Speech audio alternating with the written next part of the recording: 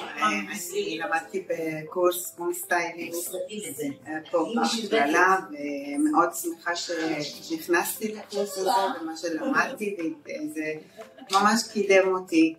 לא היה לי שום רקע במחשבים, לא היה לי מחשב, בקושי ידעתי אפילו להדליק מחשב.